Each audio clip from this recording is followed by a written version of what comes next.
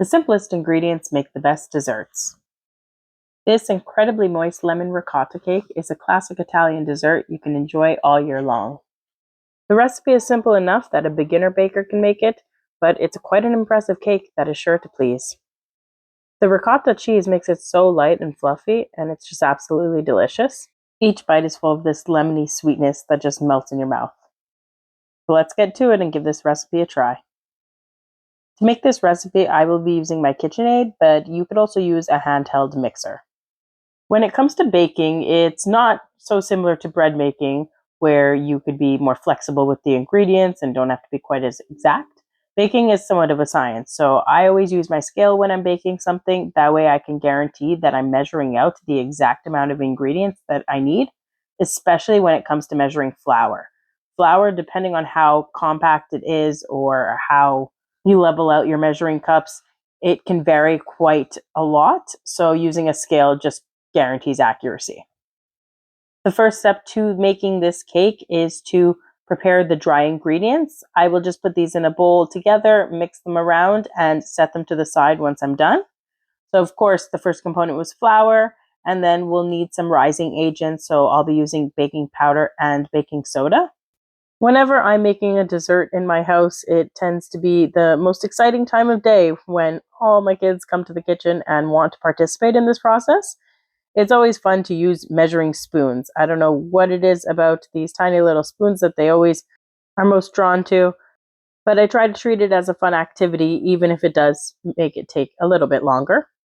And don't worry about following along with the quantities of each ingredient. I have the full ingredient list in the description below. On this particular day, I was not making this cake for any special occasion. Rather, it was because I had a lot of lemons and ricotta in my fridge. So I tend to make ricotta from scratch with any extra whole milk that I have that is near its expiration date. With young kids, I tend to buy a lot of milk, and let's just say I don't always do my best at checking the expiration dates in the store. Or maybe I do it on purpose just to give myself an excuse to make some ricotta. I will also include a link in the description below to a video on how to make your own homemade ricotta. I'm now mixing all the dry ingredients together just so that they're equally distributed. That step is fairly simple. The whole mixing of the dry ingredients, there's no sort of particular order that you need to put them in the bowl as long as they're all in there. It's really the way that you incorporate them into the wet ingredients that is quite important for the cake to rise appropriately. The first ingredients that I will mix together will be the butter and the sugar. By thoroughly mixing these ingredients so that they become nice and fluffy, it will really help with the rising process for this cake. So do not skip this step. Unfortunately, I thought I had some room temperature butter, but I actually did not have enough. I needed about half a cup of butter here. So I ended up getting my butter from the freezer, and what I do is I cut it into smaller pieces and I'll quickly throw it into the microwave. I will not leave it there for long though, because I want to make sure that it does not melt. I definitely didn't have enough time to wait for this butter to come up to room temperature. I was trying to take advantage of my two youngest kids taking a nap and to get the cake ready in that time. Now that the butter is just about ready, I will put the paddle attachment on my KitchenAid. You can use any standard mixer to do this, or even a handheld mixer. I will fit the bowl in there, and I'll add to it the butter and the sugar. Those are always the two components that you start with when making most cakes or baked goods. By mixing those two together, it really fluffs it up, and it will be what really helps the cake rise. For a lot of the treats that I make my kids, I try not to use too much refined sugar, but I do know there's a lot of recipes that call for it. So when it's necessary, I use it, but I just try to use it in moderation. I'll also add that I try to cut back on the refined sugar too. So if it says to use something like 2 cups, I'll use 1.5, or if it says to use 1 cup, I'll use 3/4 of a cup. I always use a little less than the recipe calls for. For this cake, I find using a little less sugar allows for the cake to stand out more and the lemon flavor to come through. And it's not overly sweet then, so it doesn't really cause that huge sugar rush. I will allow those two to mix for a good 3 minutes just about, and then I'll be adding the olive oil. With each ingredient that I add, I will always add it while the mixer is running. I'll have it on a low speed though, just to allow for it to become incorporated and so that it doesn't just kind of get thrown everywhere and potentially escape the bowl. So this is what it looks like with the butter, the oil, and the sugar. It's nice and smooth and has a lot of air that's been brought into it. So here's the lemons that I have. I have one large lemon and two very tiny lemons. This is just what we happen to have in the house. I actually have a lot of those smaller lemons left. This was the one last large lemon I had. Now, coincidentally, or unfortunately, my family actually got sick soon after making this cake. So although I had a lot of lemons initially, we ended up going through all those lemons, making some lemon and honey warm water or tea during our sickness. So we actually needed to run to the store and get more lemons. I'm adding the lemon zest now to the mixture. I used a lemon zester. Now, for so many years, I did not have a lemon zester, and I used to just use the smallest setting on a cheese grater. And I would always get so frustrated because it took so long. And then I hated making desserts or any sort of food that required me to zest lemons or oranges or whatever it was. Then I got one of these zesters and it became so much easier. So I also use it for Parmesan cheese, and I highly recommend that you get one if you don't have it, that is. Next step is to add the egg. So remember, make sure that your mixer is running when you incorporate each egg. First, crack the eggs into a bowl. For this reason exactly, sometimes you drop the eggshell in, and you would not want to drop that directly into the mixer because then you would end up with some eggshell all throughout the batter. So I'm adding each egg to the bowl and then I'll add it into the mixer. And it's a fairly simple step. Again, I have the mixer running on low. The last component for the wet ingredients here is the ricotta cheese. This ricotta I made at home. I used some whole milk, some heavy cream, and some vinegar. It is a very simple recipe, and I'll link it below. I'm just measuring it out. I thought I had plenty of ricotta, but I actually was about 5 grams short, but that was no big deal. It was so minor that it didn't make a difference. My middle daughter was highly invested in making this cake with me. She loves a more citrus type of dessert.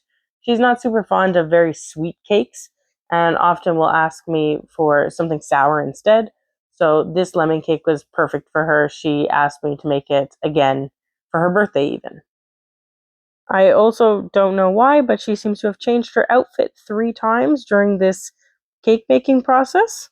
So if you have little girls too, they just love getting dressed up, and I do a whole lot of laundry at home. Now the wet ingredients are finished. The next step is to prepare the lemon juice. We will alternate between the lemon juice and the dry ingredients to add them to the batter. So I want to measure out exactly how much lemon juice I need. It's a 1/4 cup.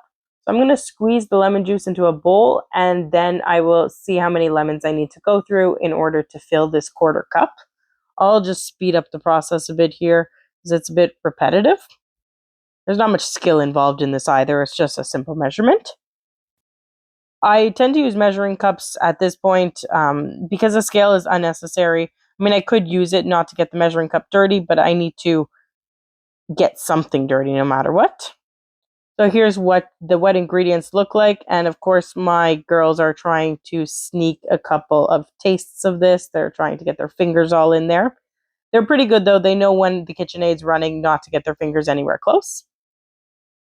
So here I start by adding some of the dry ingredients, and then I'll add a bit of lemon juice, and I'll repeat this process.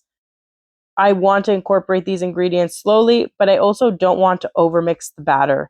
That's really important not to do when making a cake or making any sort of baked good that you want to rise appropriately. So the last of my lemon juice, the last of the dry ingredients, and I'll just let it mix until incorporated, but don't overmix. Now that I'm done mixing those things together, I'll use a spatula and scrape down the sides of the bowl, and I'll scrape down the paddle attachment. So this cake came together fairly quickly. The batter's ready to go. Here's what it looks like. It's nice and fluffy. I don't want to stir it too much, but I'm just showing you the texture of it. We will be putting this cake into a 8-inch springform pan. So I have that pan here. I need to line this pan with parchment paper, and initially I wanted the parchment paper to come up the sides. So here I'm sort of measuring it out. I'll put the springform pan over the parchment paper and just cut it into a circular shape. I'll make some slits along the side so I'm able to slip that parchment paper in. Now, once I've done that, I realize that I'm not really too fond of this shape. It's not going in the pan as smoothly as I hoped. And I kind of remembered that when I previously made this, I didn't do that and I just had enough parchment paper to line the bottom. So I changed my mind. I quickly cut that out and I start to put the mixture in. As I'm putting the batter in, I realized I made a crucial mistake. I completely forgot to spray this. So you need to spray it down with some sort of cooking spray. I always use avocado oil. I get it at Costco and I find it so much easier than trying to like wipe down butter or oil. But I've also used butter and oil too and used a paper towel to kind of wipe it around. So we really don't want this cake to stick, because if it sticks, it's going to just fall apart when you try to take it out. So I start again over and I just get it put together again. I cut another piece of parchment paper. I put it at the bottom of the pan, and this time I do not forget to grab my avocado oil and to spray it down. Make sure you spray it well and coat the sides and the bottom thoroughly. As long as you give it a good spray, I've never had a problem with this cake sticking. So let's go again. We will add the batter. The process that I use is just add all the batter to the center. And once you have it all within the springform pan, then I'll just even it out with my spatula. So you want to make sure to get every last bit of batter in the cake. You could make this in a 9-inch springform pan as well. I seem to have lost the bottom of my 9-inch springform pan, so 8 inches what I have. If you did make it in a bigger pan, it would take less time to cook because it's not so thick in the center. Right now, my kids are just completely attached to what I'm doing because this tends to be their favorite part of the process, because they know when I am done with this, they will get what they've been long waiting for, the spatula and the paddle attachment so that they can lick it clean. I remember growing up, my mom would always give me the spatula to lick when she was making a baked good. So it's one of those, hidden treasures that I have in my memories, and I want my kids to enjoy that part too. Now it's time to put this in the oven. I'll put it in the center of the oven at 350 degrees for about 55 minutes. I will check on it though after 50 minutes, but it did need that extra 5 minutes. Here's what it looked like when it came out. I did check the center of it with a toothpick, which came out clean, just to make sure it was fully cooked. My girls, of course, wanted to smell it. Here's a closer look at the golden crust on top. So you want to wait a little bit before you actually take it out of the springform pan. I let it cool on the stovetop for about 10 to 15 minutes. Now I'm just going to take off the side, and then I'll scoot it onto a cooling rack, and I'll leave the parchment paper underneath until it's fully cooled. The outside of this cake is delicious. It formed a nice caramelization, and it's honestly the best part. I will wait for it to fully cool before adding powdered sugar. It smells delicious. While I made this cake in the afternoon, we actually didn't cut into it until in the evening after dinner time. So I'm just adding the powdered sugar here. This was later on, and my son wanted to get in on some of this action since he missed out in the cake making process. He's grabbing some powdered sugar that fell onto the counter. You could also add a lemon glaze to the top of this cake, but I personally think that it's best with powdered sugar and it doesn't need any other sweet element. Here's the final product. I'll give you a closer look at it. The cake was beautiful. It came out nice and clean. I think it was worthy enough to bring to a dinner party or a holiday event, but this was just for my family on an everyday evening. Let's cut into it and see what it looks like inside. We want to see it nice and fluffy and airy. I could also tell just by touching and holding the cake that it would be nice and light. It was easy to cut through and didn't give me any sort of difficulty or tension, and the piece came out nice and smooth. So looking at the texture of it, it's exactly what I was looking for. You could see that it's not dense and it looks delicious. Let's give it a try now. That first bite was great. I had to go back for more, and it was so good. My whole family absolutely enjoyed this. This is one of our favorite cakes to make, and so I was happy to be able to provide this to my family on this evening. We had to hold back on not eating almost the whole cake in one night. Here's the leftovers. I hope you enjoyed the recipe and we'll give it a try.